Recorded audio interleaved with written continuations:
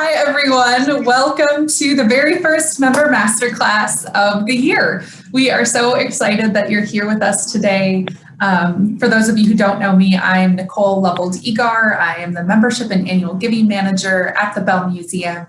And this is part of our Member Masterclass series, a program just for members to learn a little bit more about the natural world and our place in it. So I'm thrilled that you're joining us today. So without further ado, I am going to introduce you to our speaker today, who is Cerelia Battistini. She is a local artist and a former resident artist at the Bell Museum, and we're so excited for her to be joining us and sharing a little bit about what she creates and how we can create something like that here. She's a sculptor as well, and she's currently working in events and outreach, designing opportunities for all people to experience the transformative power of art. So Anna, I will turn things over to you. Great. Hi, everybody. Can everybody see me okay? I'm going to demo up in here just so you know what to expect here. So yeah, like you said, I'm an artist. I work in a lot of different mediums. I've worked in clay and glass and metal and wood in public art. And usually it's just a matter of what medium best accomplishes the goal that I'm trying to achieve.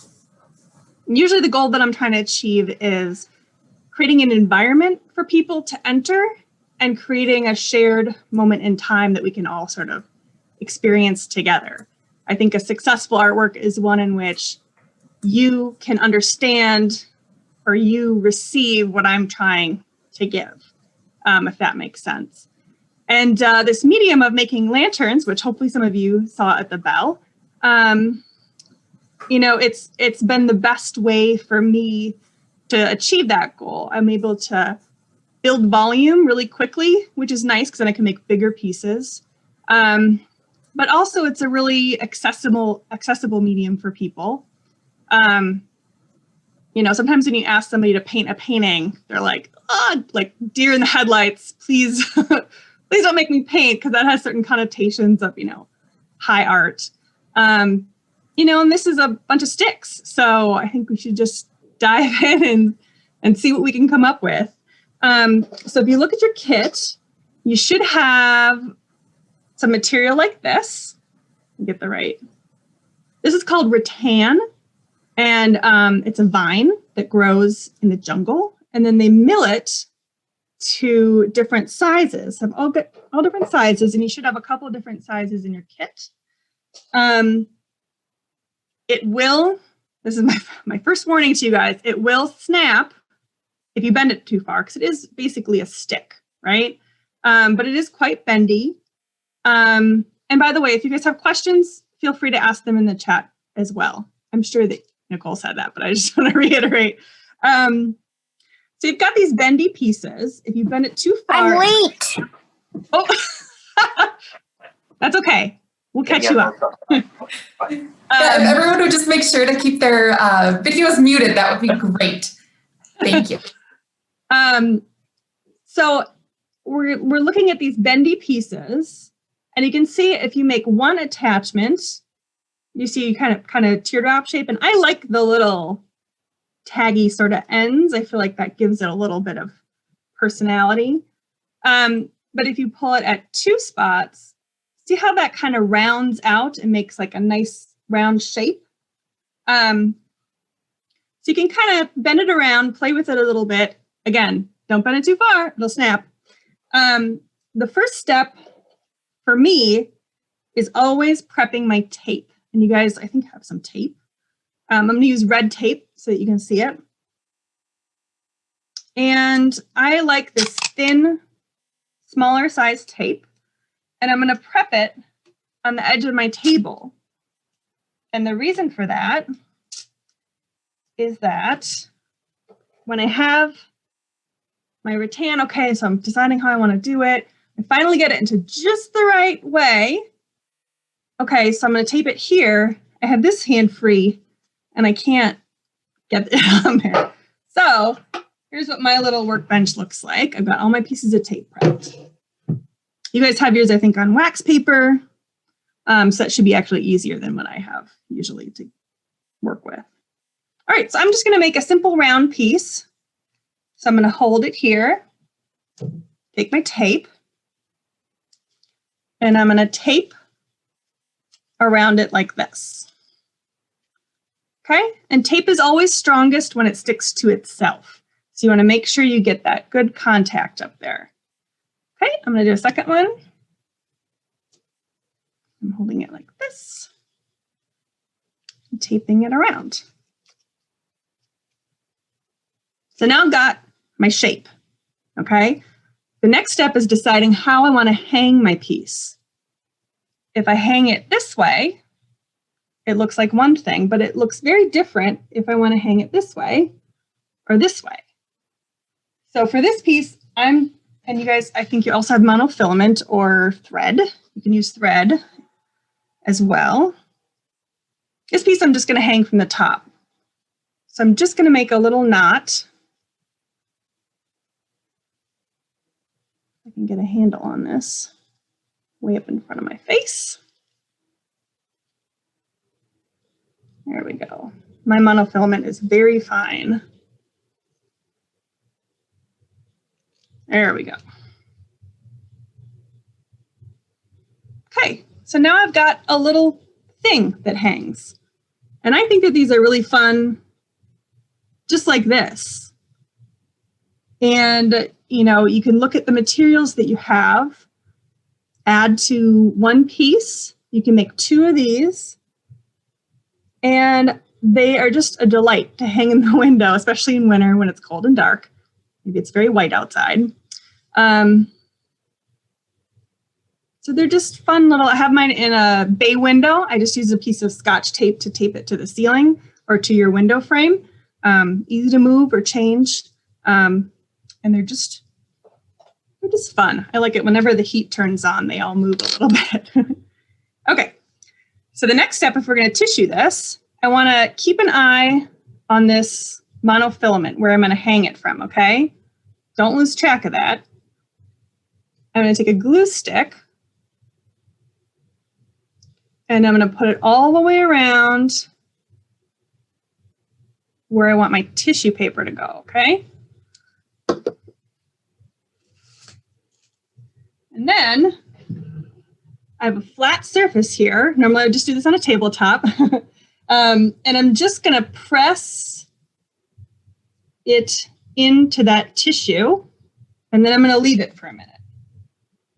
Couple more tips for you guys. If you're doing this with kids, sometimes they need a hand. Let me grab another piece here. Sometimes they need a hand. Oh, see, I just broke that one. Careful. Sometimes they need a hand with the taping. So if one of you holds it in place and the other one tapes it, that can kind of help them out a little bit. All right, so I'm gonna make another little piece. I always do this down on my lap, so I have to remember to hold it up. So you've each got two of these longer pieces, I think. Okay, now I've made a second one. Well, what if I wanted to combine them? So that would give me a round shape like a globe. Sorry, I gotta find the right distance from this camera. All right, I'm gonna do that. And we'll see what that looks like. And again, I have my tape prepped so that I don't lose the position here. So when I tape these dimensional joints, I wanna cover all the sides of that joint. Up, down, and right, left.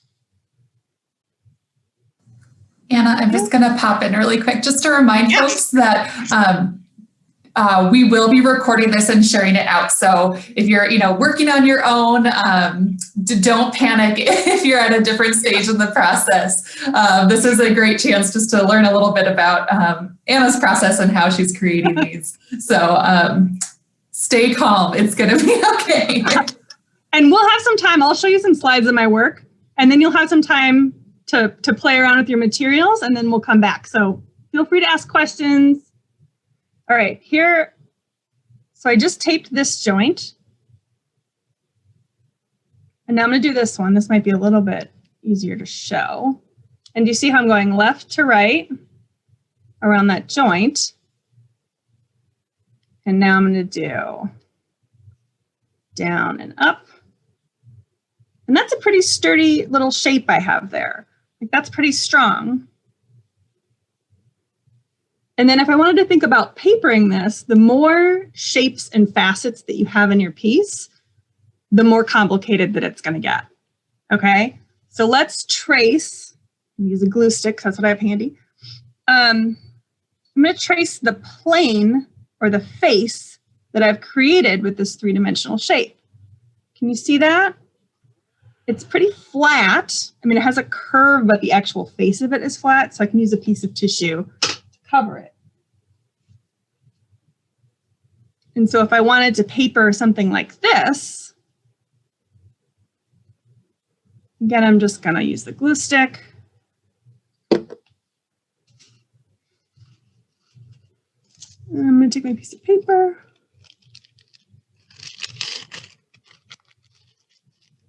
And I'm just going to gently put it over that shape. See how I did that? So, you know, I highly, highly recommend just making a circle, trying it out. It does get more and more complicated the more complicated your shape is.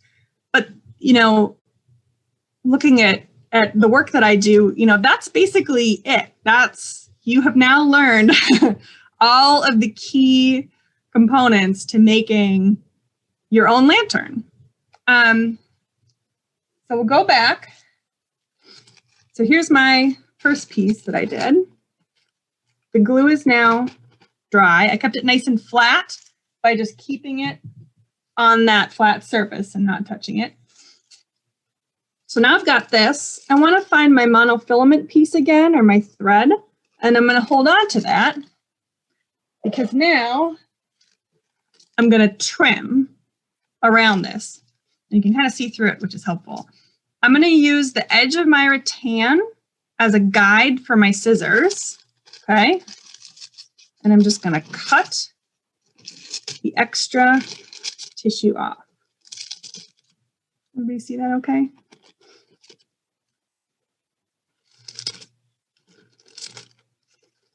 It's hard to do that out in front of me. Okay, and now I'm switching to the top, so I'm going to take my monofilament and I'm going to hold it down at the bottom so I make sure that I don't cut it. I have done that many times, so don't feel bad if that happens to you. I'll show you how to fix it. Okay, trimming away. Okay, so there I've cleared off most of my extra tissue paper. The last step, and I'm still holding on to my monofilament just so that I don't get it stuck in there the wrong way. So the last step is to take this edge. See how I've got, you know, it's not perfect around this edge. I'm going to take my glue stick and I'm just going to run it sort of unceremoniously around that edge. Doesn't have to be too delicate or anything. Okay. And then I'm just going to smooth that down. I use my fingers. I don't mind getting glue on my fingers, but and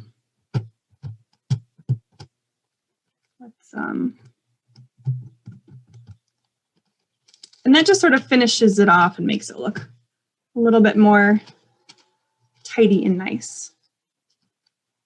Okay.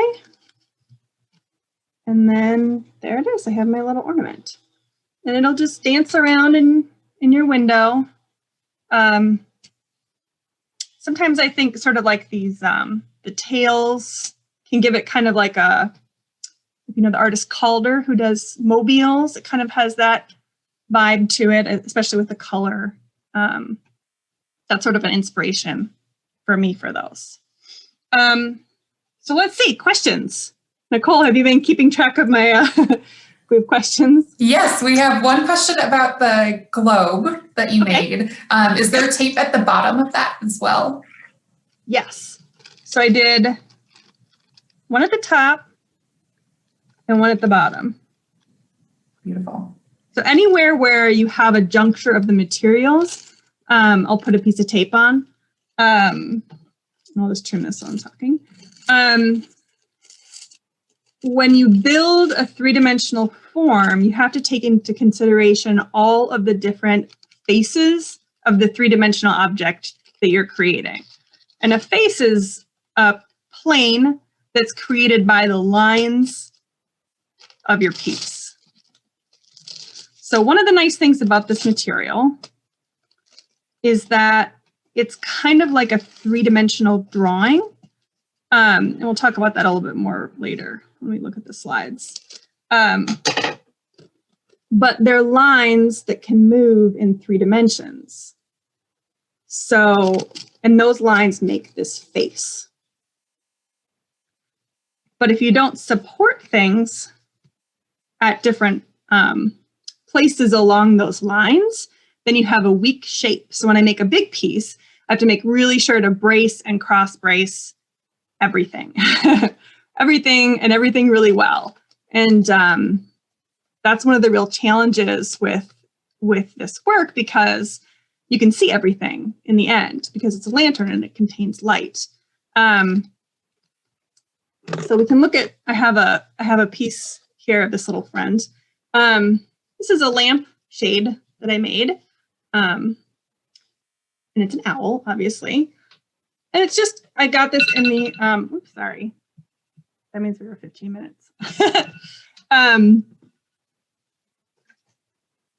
got it in the as-is section at IKEA. I buy a lot of stuff at IKEA.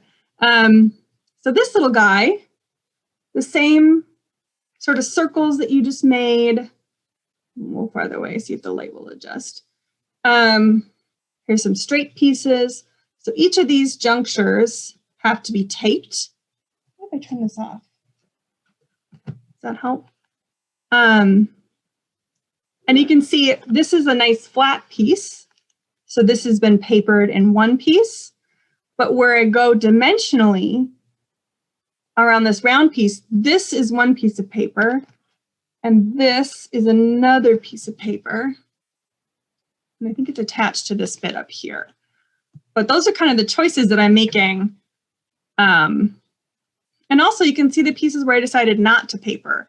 And that's an important thing to think about because it creates contrast. And like this would be a really difficult spot to get the paper into. So why? Just leave it. It looks great. I think it's kind of neat that you can like see inside. I can see my videos whiting out, but you can kind of see inside the piece and see some of the structure. And that's really fun too, I think, to see the both sides of that. I don't know if that was an answer to the question that was asked or not. That's lovely. We have another quick question about the other pieces of the globe, if we'll be, continuing to add on to that, or what are we working towards? So, and that's kind of what I was saying about picking the pieces to paper or not paper. So with the globe, I trimmed it while I was chatting with y'all. Now I'm just going to glue down those sides again and just smooth it out because I like for it to look sort of finished, tidy. This is good too when you're working with little kids because they love to cut the tissue, and then sometimes it looks a little bit crazy afterwards. But if you can just glue the edge a little bit, you can get it looking really sharp. So for this piece, and this would hang, I would hang this from the top. I know it's sort of boring, but I'm gonna hang it from the top. I would not paper it all the way around because it's not a perfectly round shape. And if you paper it all the way around, you're gonna really be aware that it's not a perfectly round shape. So I would just paper this side, and I think I have, let's look over here, some goodies. So this is a piece that I made a while ago. So that's what it looks like when it kind of hangs in the window, and blows in the breeze. And these pieces I finished off with hot glue, which is always an option for you. I would do that before you paper though. So you can see in there that I just did hot glue. And that's how I do all my pieces. I do it all in tape until I get the shape the way that I want it. And then I hot glue every single joint on the whole piece. And then I remove all the masking tape that I can pretty much. Here's another little guy. So this one has 1, 2, 3 of those rings. And I papered every other face. I should look at my vocab words before I talk to people. I'll also show you this one. I really am fond of the color of the natural material and the little shapes that you can make. This is one of my favorite pieces, and it's just so simple. But it's very nice. Delight is the word that I always think of when I make my work. Like, that's what I really want you guys to feel when you come around a corner and you see a lantern, and just that moment where you're sort of like, oh, wow, like, what is that? Or what am I looking at? But this gives me delight. Any other questions about construction? Not that I am seeing, but we do have a question about what inspired you to get into this kind of work. What a good segue. So we have some slides. Should we go into the slides? Let's do it. Okay, so this might take a second. A little finagling. Okay. I'll start talking. Perfect. So I learned how to do this work. I was living down in Stockholm, Wisconsin, and we had some artists come over from England. And there is this tradition of these lantern parades and lantern festivals in England. And they taught us how to make lanterns. Our materials that we used were rattan and a material called withies. And these are both basket making supplies. You can get them from a basket making.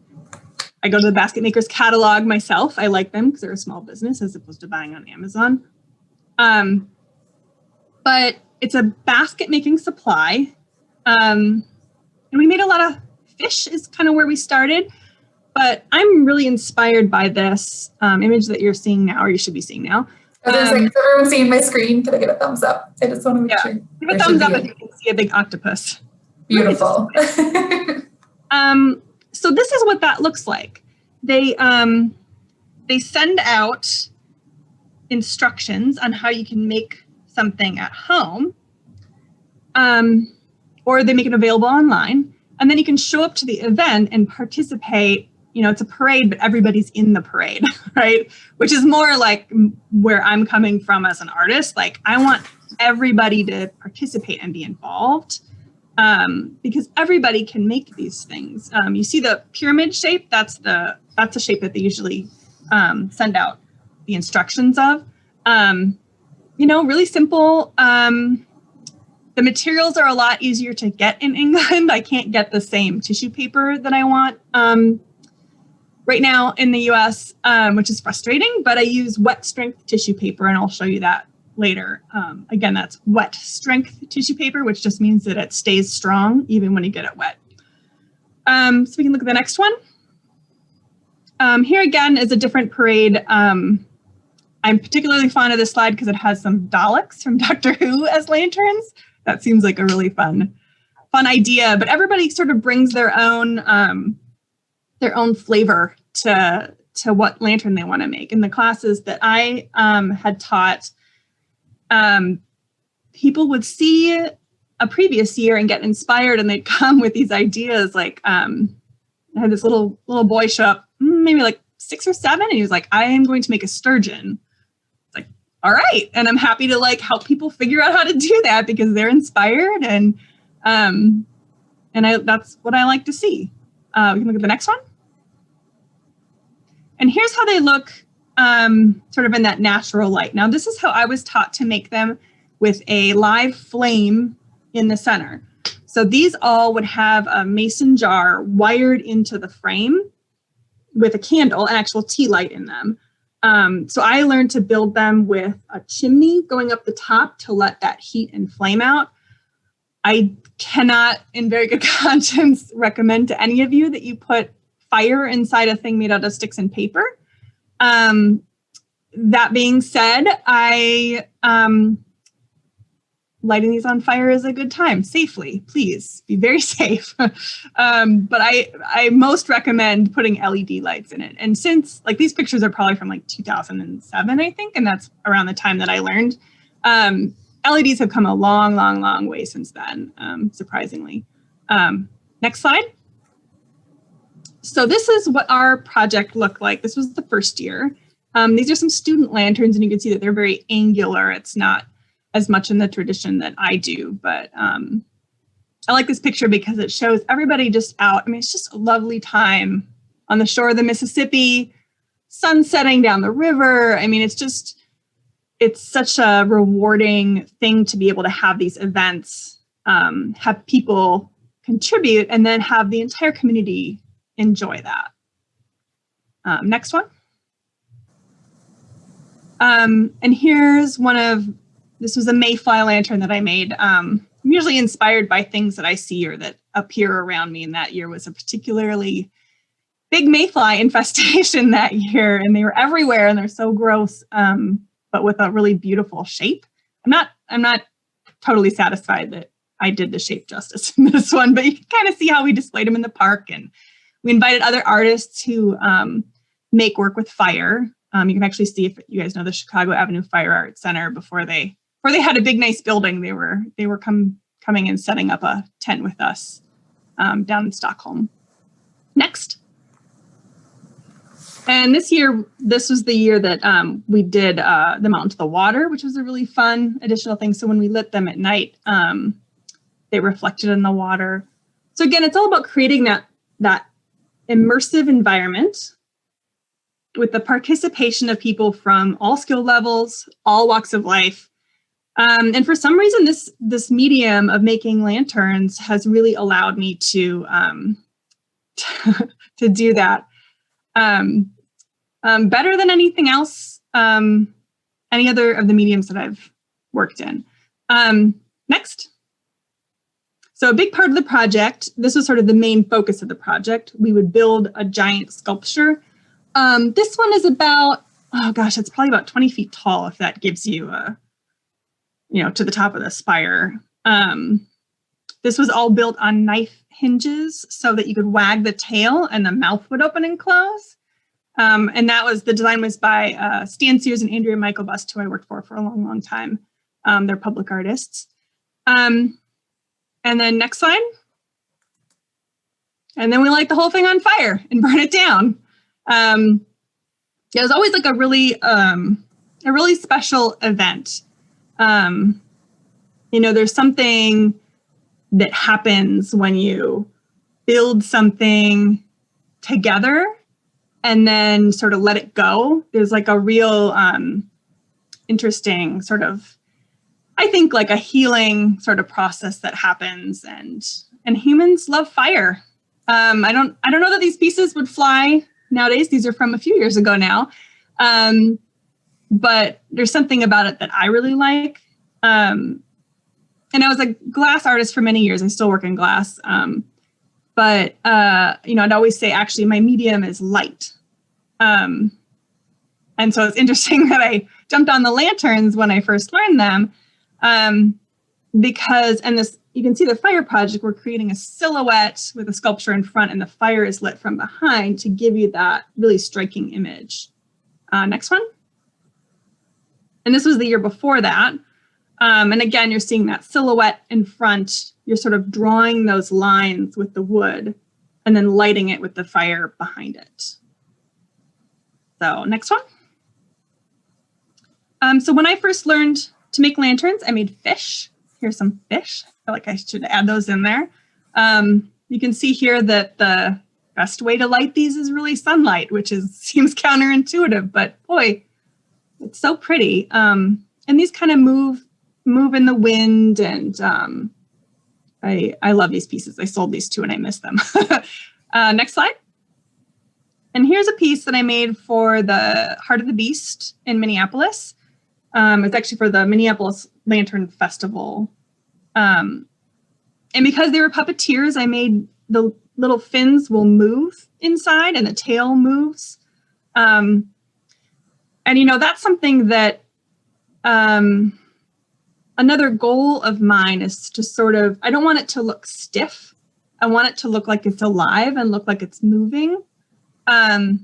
This one literally moves, but most of the time they're still, but I want to sort of, I want to give them that life and that texture. And you can see on this piece, I really like how the shape of the rattan that forms the body references scales. So I'm trying really hard to use each and every line that I sort of draw in space to reinforce what that shape is and what it means. And, you know, that's a really interesting thing that I had not thought of when I started my Bell residency, is that really it's the same thing of taking like the stuffed animal and the dioramas. We don't, like, that's the last thing you want is for it to look stiff and dead. You know, you want it to have that life in it. And so I was really inspired by looking at the ways in which in the dioramas you can create that feeling of life and reality. And it's usually through things that feel a little bit like off, or, you know, that are unexpected. So I try to put that into my work whenever I can. Next one. I made owls for a friend's Harry Potter themed wedding. There are little owls all over the place. This owl is, again, one that I feel like was really successful in using the rattan. I guess I usually think of it as like an economy of line. I'm using it very sparingly and intentionally. Next. And here's another owl lantern. I really love doing the owls. Obviously, I have one right next to me. And this piece is to scale. Normally when you do sculpture outside, you want to make it like 5 to 10 to 12% bigger than it is in real life, because the enormity of the world kind of swallows what you're looking at and makes it feel like it's smaller than it should be if it's exactly to scale. But I kind of like the idea that it really directly references reality. Like you could walk by, you're walking under this tree and you look up and there's an owl there. So I go back and forth with that, but a great gray owl has like a 6-foot-ish wingspan. So this was quite large. So big enough, I figured. So next. And here's my work that was at the Bell.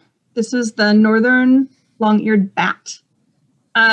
You can see in his wings, I actually used a willow piece, and that helped give me that structure that I wanted. You know, the rattan curls, but the willow is kind of those straight, strong pieces that you can see. And I do, you know, obviously this one's not to scale, it's quite big.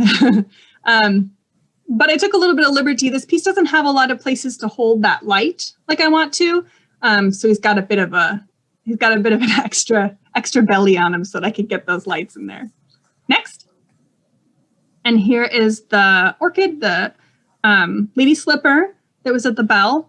You know, this was a piece that was the second most complicated shape that I made for the Bell Museum.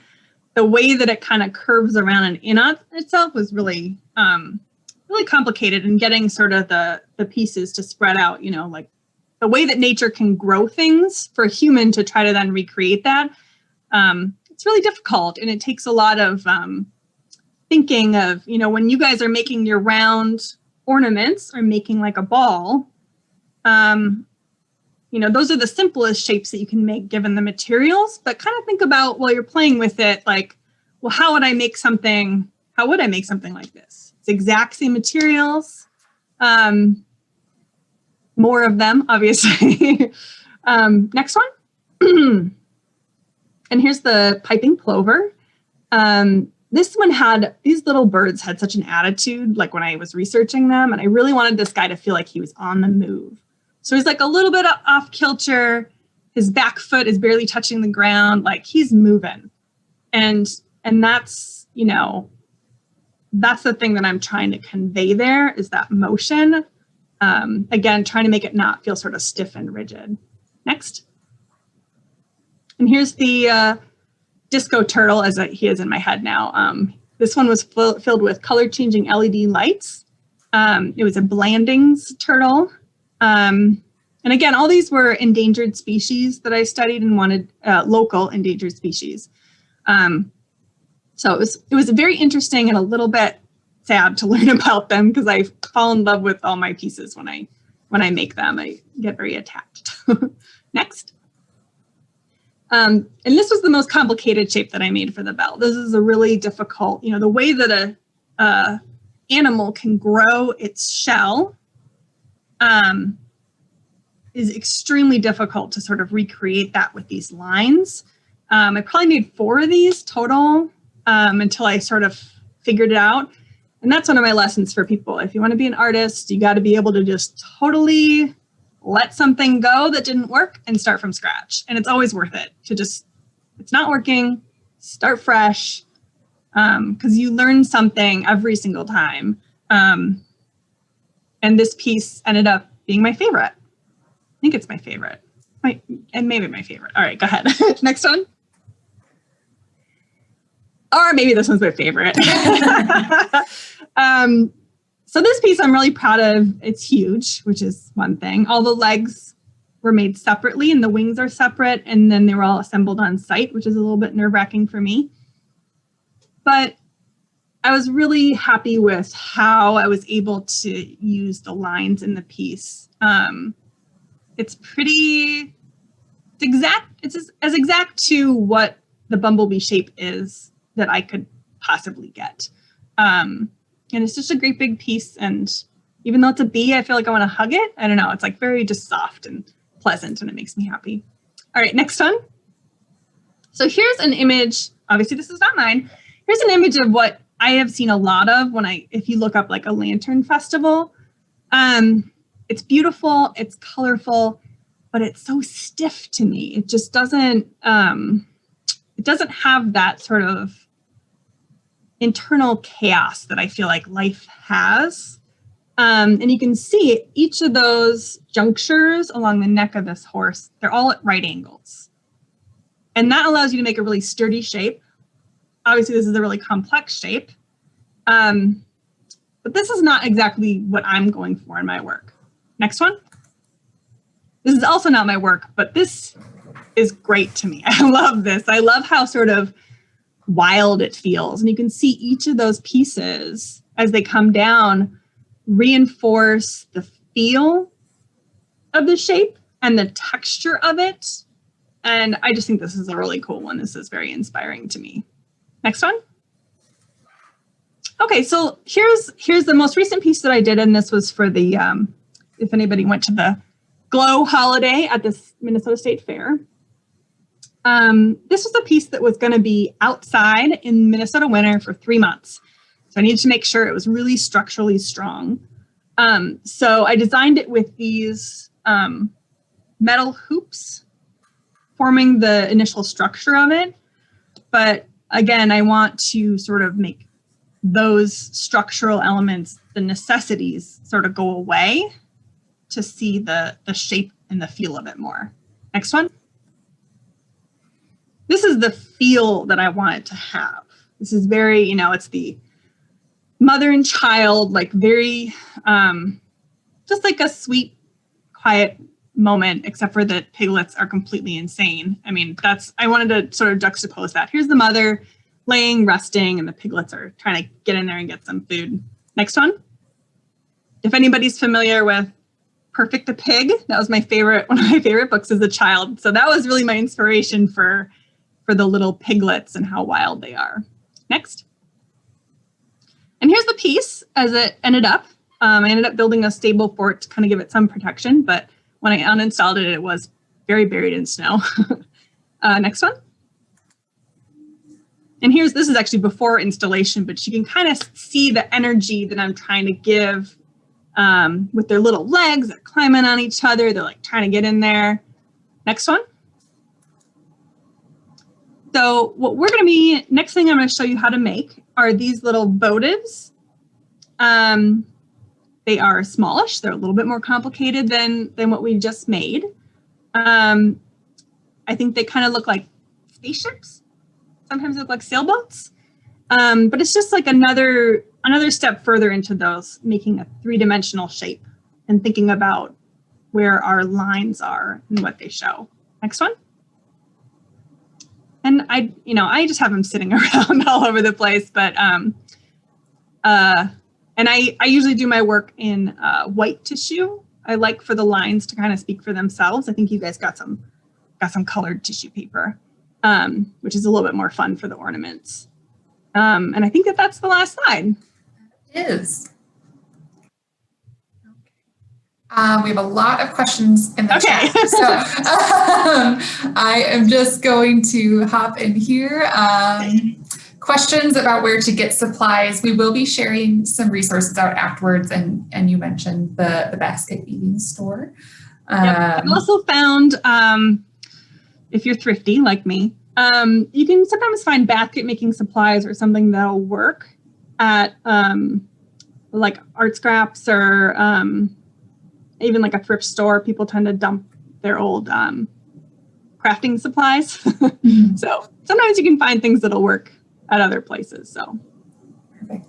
What is your favorite lantern that you've made? That is tough.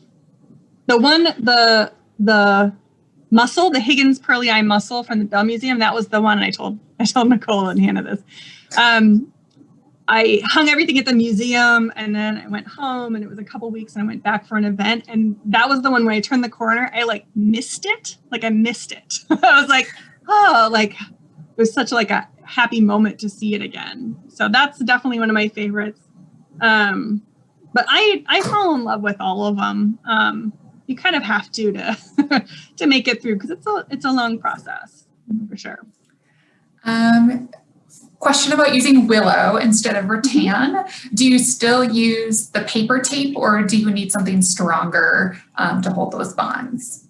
You do not need this one. This is from Axeman. This is called a crepe tape, and it's I don't know if you can tell. It's a little bit see-through, but it's super strong. The masking tape that I use, I'm looking around my floor to see if I have a used roll. Do you remember, Nicole, what I said? It's a Scotch 232, maybe? Scotch tape. That sounds right. I thought I had a roll in here, and I don't. But there's a stronger Scotch masking tape that I definitely prefer. You can get masking tape that hardly sticks at all. Yes, Scotch 232. Thank you, Heather. But that's what I use. And here's a piece of the willow that I do use. It's very strong. I get this also from IKEA in the dried plant section. It's $11 as opposed to importing withies from England for $100. But you can also look out in your yard, and we had talked a little bit about this, Nicole. I have another piece that I'll show you at the end. You can see what you have in your yard and put some things together. Grapevine is around and is not great to let grow. So if you're doing some brush cleaning, you can sort of look at what you have there. Plants in the spring will make, I call them suckers. I don't know if that's what the right name for that is. I'm sure someone at the Bell Museum could tell me exactly what those are called, but on an apple tree, and it'll be really thin and grow straight up in the air.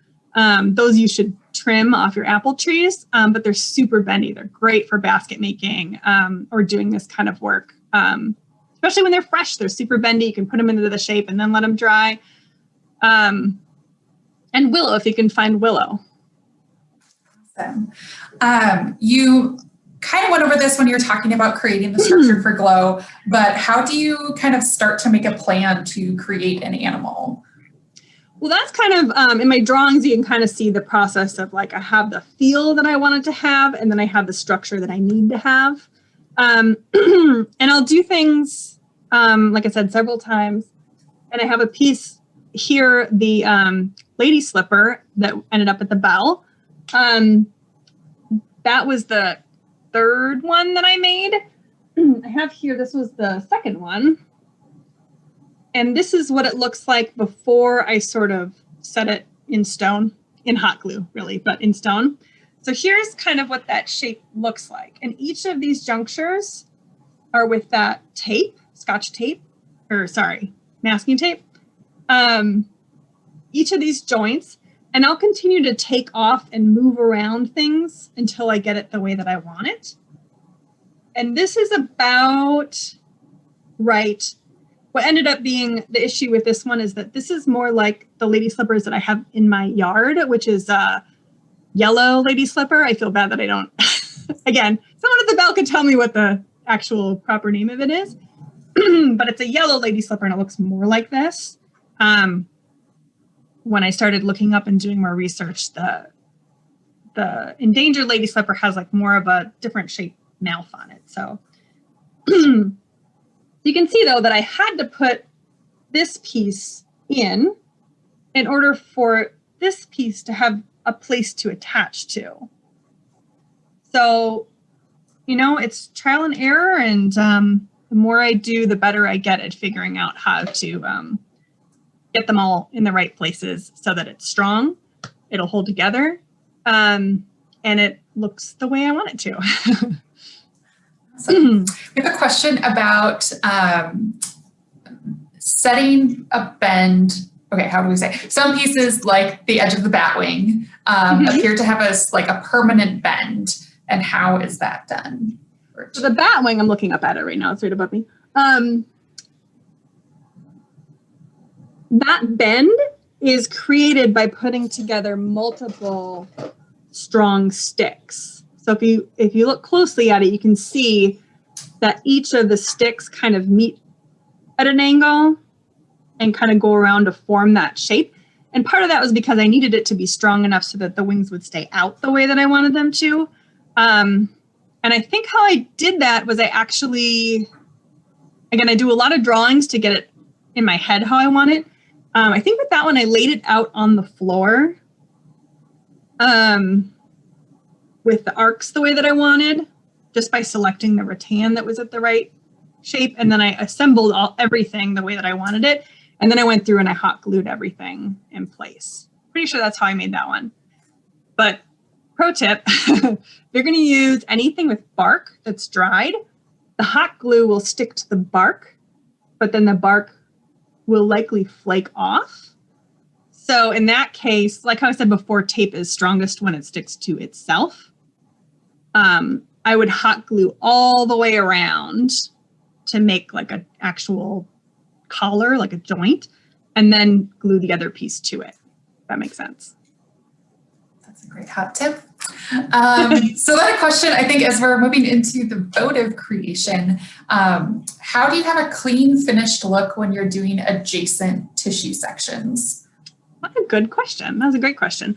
So I move around. I don't ever do the piece right next to the piece that I'm doing. So on a big piece, and I'll use this guy again if you can see him.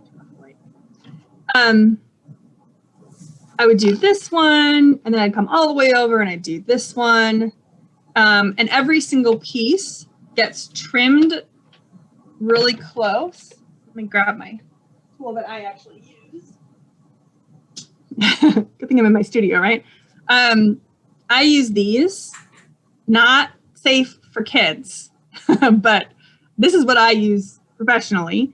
And again, I just use the edge of the rattan. Here, I'll use this one. If this had a piece of tissue paper hanging off of it, I can just run this along that edge and it'll give me a really nice clean cut.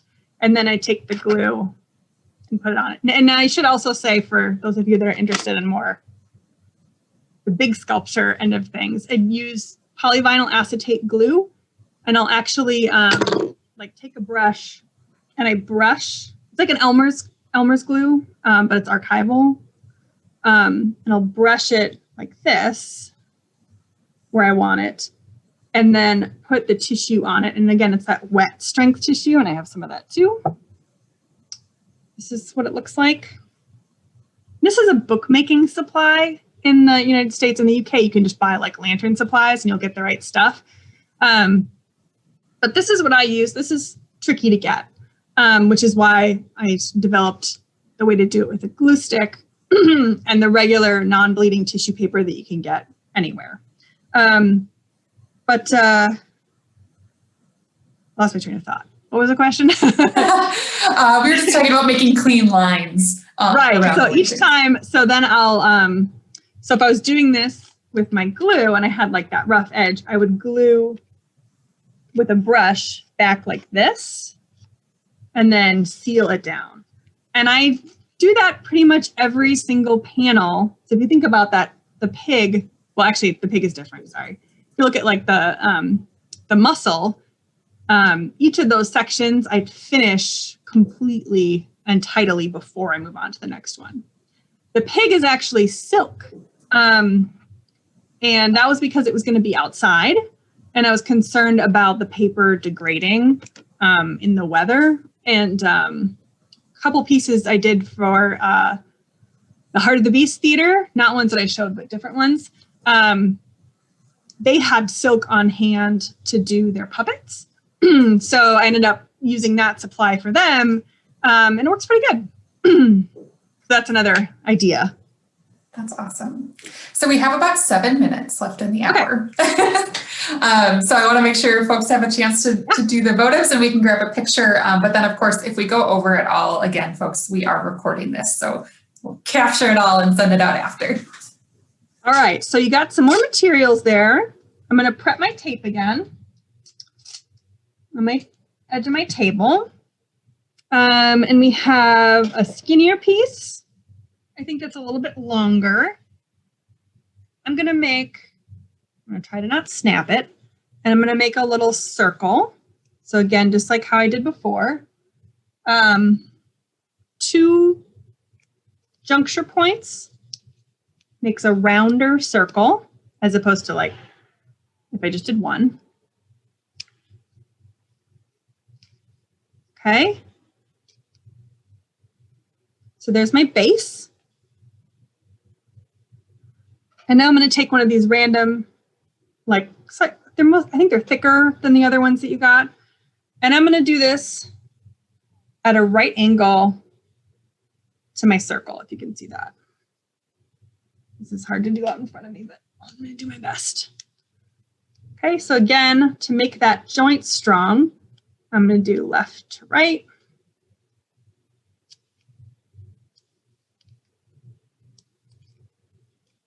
And up and down. Show it to you there. I can't quite get it to focus on it. It's because my head should be in front of it. Okay, so I'm going to do that 3 more times with my other pieces. The next one, play around with what you've got. Maybe you're inspired to do something totally different. And we would love to see them. I always like to see what people come up with. So feel free to share on your social media if you haven't, or on Facebook, and just tag the Bell Museum. I'll be looking for them. And they will make my day. All right, so I'm going to do the next one.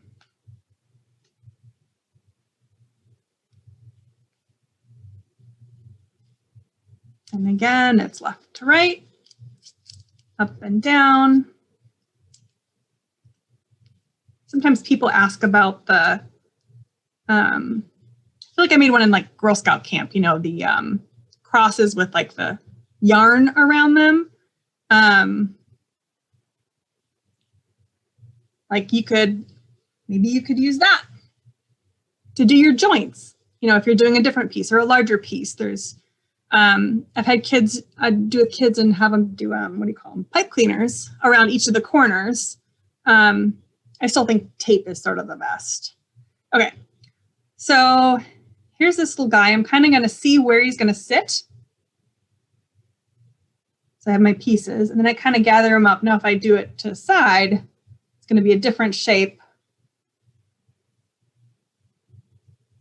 than if I put them right to the top. But right now, I'm going to try to get them kind of square in the center.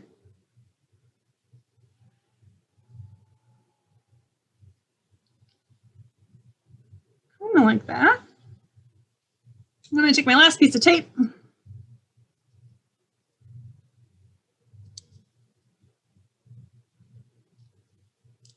And if you guys run out of tape, you can try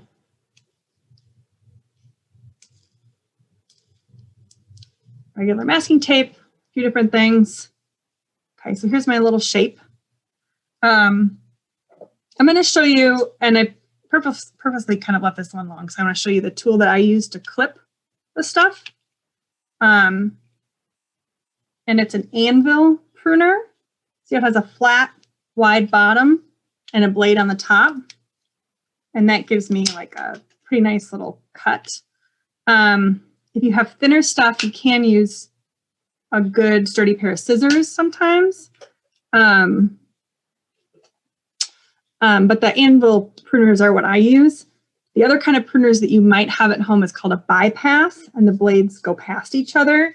But for this material, the anvil clippers work the best. Now I'm going to do this cooking show style and switch to a different one because I can. So here's a little one that I made earlier. Let's see if I can make it stand up. See how it stands there? And finding that like balance of it so it stands up on 3 legs can be kind of tricky. And it's easiest to trim it, but if you kind of think and plan, it can be a little bit easier. And to see we're running a little bit short on time, I'll just show you a finished one. So this is one piece of tissue, and then I would wait until that dries, trim it, and then do the next one. Again, wait, trim it, go to the next one. This one actually has 4 pieces and a little tail because I like that. There's another one that was 2 of the thinner, rounder pieces. And again, don't use open flame. Find a battery tea light.